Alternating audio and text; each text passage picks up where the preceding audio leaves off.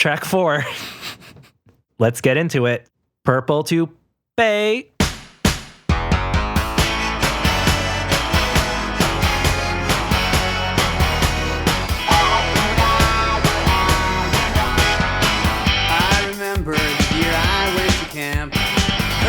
Some lady named Selma and some blacks. Somebody put their fingers in the president's ears, and it wasn't too much later they came out with Johnson's wax. I remember the book depository where they crowned the king of Cuba. We were just off Crosstalk. mic. We were off mic debating about how much to go into the references in Purple Toupee. I have a few that I want to touch on, but because I'm no history buff, right, it's not so much a thing. One thing I did want to do, maybe before Dave goes into what he thinks, I'll preamble it by opening this book with a Linnell interview in it that I paid $5 for. He talks about Purple Toupee. Now, this is also on the Wikipedia, but guys, I'm not looking at Wikipedia. This is a professional podcast. I am opening a book because I live in the 1970s. God-fearing, ever-loving book. Well, one thing I like that he says, I have this friend who likes all of our songs except that one. That's insane. That's weird because to me, Purple Toupee is a quintessential Linnell hit, right? That's like a top 10. But she said she didn't get it. She thought Purple Toupee was like a surrealist toss-off. Then she changed her opinion about it when I told her that the song had used a couple of Prince songs as a springboard, Purple Rain and Raspberry Beret. Now, Dave, that's interesting because it's not that I didn't doubt that, but I thought that was fan speculation that could be maybe not true. It's very interesting to me to hear him actually say that. The quote continues, I guess part of the idea was that at that time, it seemed like there was the 60s revival in the works, kind of like how there's an 80s revival now and going into the 90s revival soon, which is going to be torturous. It's going to be lame as fuck. It reminded me of all the other revivals that had taken place that were reviving times that I wasn't around for. They must have been complete shams based on what the 60s revival was. It seemed like it was based on the utterly one-dimensional caricature of the time that it was supposed to be representing or reviving. That still goes on now. That's what Purple Toupee is about, sort of, he says. Purple Toupee will show the way when summer brings you down. Purple Toupee when summer brings you down. Purple Toupee and gold lemonade will turn your grin around. Yeah, I loved reading that quote because one could see the song and say, oh, he's mashing together stuff from the 60s. Song figured out, like wipe their hands of it, right? But he has a point of view in it, and he's criticizing something, and he's challenging something, which is, I think, because of Linnell's, maybe his like nerdier style, which I'm sorry to use the word, I don't know what else to use. It's a pejorative. I do think a lot of his songs have real feelings and real, maybe sometimes angry feelings, Flansburgh too. Nerds get mad. They do. So Dave, you want to take us through some of the stuff in this song? Going with the theme that we talked about last time about American history, this one is rife with references all getting mixed up. So I love where he says the line I heard about some lady named Selma and some blacks. I wanted to ask you, well, Selma's a place. Yeah. So I just think it's funny that he... Selma was a location, and he's talking about some lady named Selma. It goes, confusing all the references. I wanted to ask you if you think the person in the song is supposed to be thinking of Rosa Parks and calling her Selma. Yeah, probably. That's interesting. Yeah. I mean, because she's, widely regarded as I never tried to like disentangle some of the things beneath the things. I think that's probably fair to say. I took a very intensive civil rights movement class in my weirdo high school. Look at you. That we mentioned before. And I really liked it, and I do like a lot about American history, but it was a while ago. So like the person in the song, I am kind of confusing things that I learned. But it's a really fascinating part of our history and a scary part, folks. Yeah, well, to go back into the thing we talked about in the last episode, this is a song that takes place in the 60s. Track 1 talks about the 1964 World's Fair. The 1964 World's Fair had a pavilion for Johnson's Wax. Right. What do you think of that, Dave? It all connects. So Johnson's Wax, is a company. So SC Johnson, a family company at work for a better world. I'm on the Wikipedia here. Creepy. SC Johnson and Son, household cleaning supplies and chemicals, and they had a setup at the 64 World's Fair. Johnson's Wax, a jewel of a building with a suspended theater within its circular colonnade. This song takes place in the 60s. Again, not to like harp on it, but man, the 64 World's Fair is kind of all over this album in a way, and in subtle ways. Point. It really is the nexus point for the album. And not just that, Free the Expo 67. The Expo 67 was the Montreal World's Fair, was the World's Fair in Canada. We leave you tonight with a trip to the past when the future was still shiny and bright. The dreamers of 1967 imagined a world full of monorails, habitats, and geodesic domes.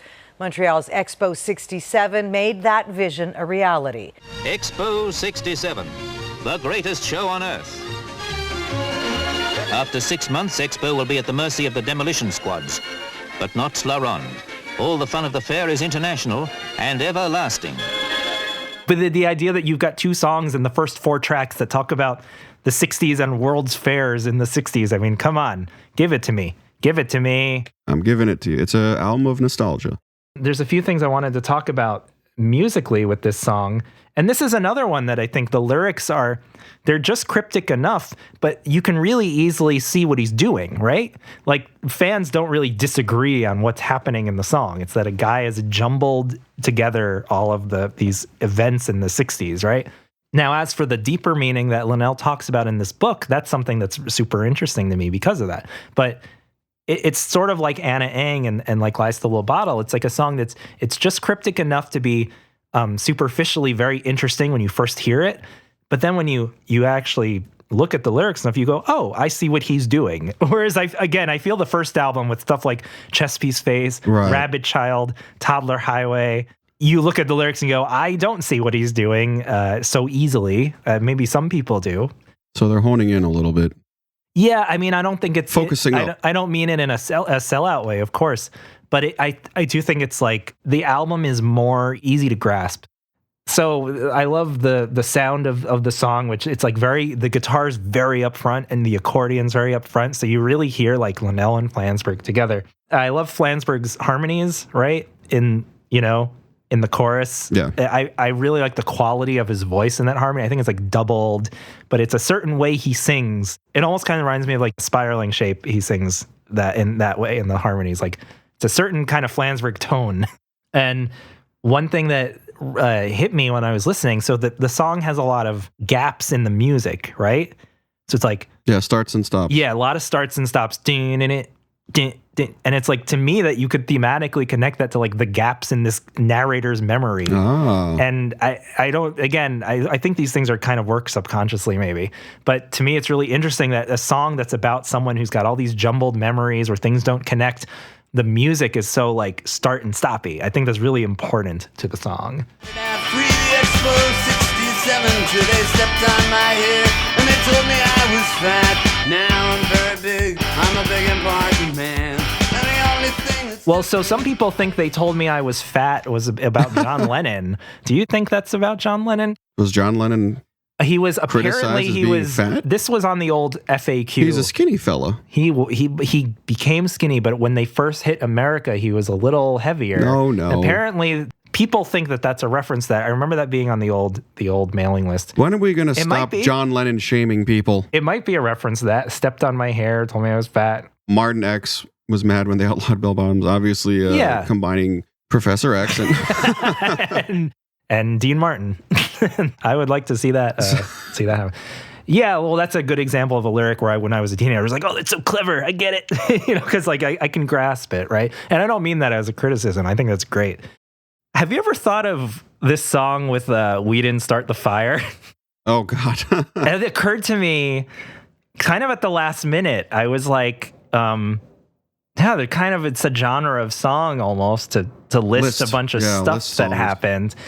But whereas Mr. Billy Joel takes the fairly direct approach, right? I mean, I don't think Billy Joel's ever trying to make people wonder what his songs are about. Yeah, he's just like a storyteller or whatever. Linnell's just taking that and fucking it all up. I don't know. You ever think about that? I have not. I will think about it now. One reference point we didn't really talk about that I think is worth mentioning is the book depository. Yeah. Presidential stuff. I mean, to continue the Lincoln theme, right? They Might Be Giants reference presidents quite a lot and throughout their career. Yeah, they're obsessed with them. So the book depository is obviously, that's about when JFK was blown away. And people, what else do I have to say? Before we move on, well, I always thought it was very 60s, like, we'll show the way when summer brings you down. To me, that's like a very 60s hit single kind of chorus, right? Like, because there's, to me, I just imagine like hippies in a field.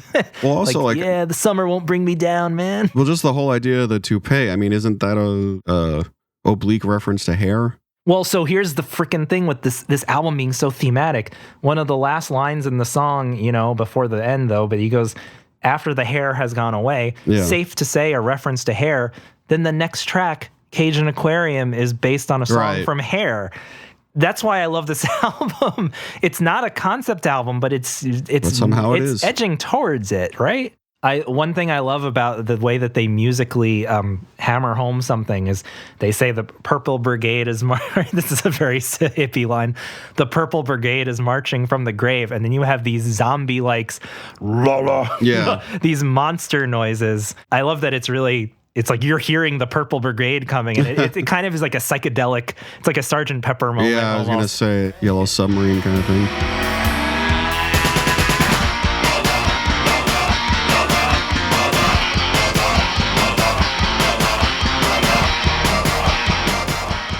Reading that Linnell quote from this book and reading lyrics now, it is hitting me. We're on some kind of mission. It's kind of vague. No, like what is it? We have an obligation. We have to. It's like it's like how we feel now at the '80s revival. It's like we have to worship do something. Yeah, we have to worship the '80s or else. It's like I feel like I do have a closer understanding of the song now. Thanks to you, Dave. You're welcome. So I had two things about Lincoln still to talk about. What? Really? Come on. Hold on. Back up. Oh. Just two little things. Oh, all right. One is that I was like just thinking about Purple Toupee and as one does. And I realized that I never really thought about why Purple Toupee. Mm-hmm. Like I got the verses pretty well. But it never occurred to me until I was just sort of bored and sitting around thinking about it, that it's like, so the idea is that a toupee, because we didn't really say this in the Lincoln episode. So the idea is that a toupee is like it's kind of an embarrassing, false thing that someone might want to wear, right? It's like easy to make fun of. So I think Linnell is using it in that sense that it's an easy to make fun of. And the purple toupee is like, so he's equating the 60s nostalgia with someone kind of putting on this. So a toupee covers reality. Mm-hmm. It covers the reality that you don't have hair. Yeah. And it's like a costume, but it's like someone's trying to act like it's them. So just as someone swept up in the 60s nostalgia in a way that I guess disgusted John Linnell, is kind of wearing it like it's the reality of life, but it's actually like a fakeness, you know? And this might sound very obvious to some of our listeners, but I actually really never thought of it like in those words before. So I just wanted to mention that.